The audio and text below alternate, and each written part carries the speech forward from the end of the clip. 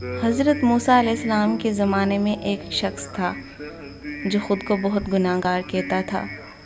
اس نے دنیا کی زندگی چھوڑ کے، دنیا داری چھوڑ کے ایک پہاڑی کا رخ کر لیا، جہاں پر وہ صرف اور صرف عبادت خدا انجام دیتا رہتا تھا۔ عبادت خدا کر کر کے اس کے جسم کا گوشت تک اتر چکا تھا۔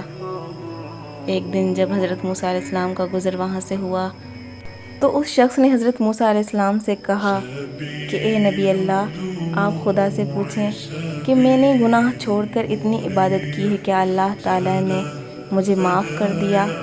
حضرت موسیٰ علیہ السلام نے اس کے کہنے پر پروردگار سے التجا کی کہ اے رب، یہ شخص ہے تو گناہ گار، لیکن اس نے توبہ کر لی اور یہ آپ کی عبادت کرتا رہتا ہے، کیا آپ نے اسے معاف کر دیا؟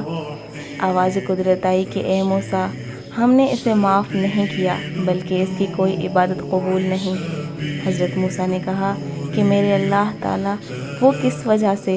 اس نے تو ساری دنیا داری چھوڑ کر اپنی زندگی کو آپ کی عبادت کے لیے وقف کر دیا ہے۔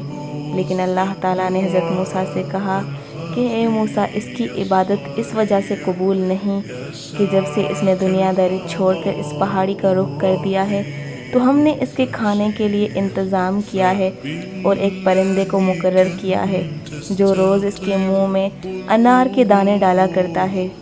یہ خود تو کھا لیتا ہے، لیکن اس نے کبھی ایک دن اس پرندے سے نہیں پوچھا کہ تم نے بھی کچھ کھایا ہے یا نہیں۔ یہ کسی کا احساس نہیں رکھتا، اس وجہ سے چاہے یہ جتنی مرضی عبادت کر لے، اس کی عبادت ہماری بارگاہ میں قبول نہیں ہوتی۔ تو اس سے یہ بات ثابت ہوتی ہے کہ انسان جتنا مرضی عابد ہو، جب تک وہ اللہ تعالیٰ کی مخلوقات کا احساس، ہمدردی اپنے دل میں پیدا نہیں کرتا، اللہ تعالیٰ اس کی عبادت کو اپنی بارگاہ میں قبول نہیں کرتا۔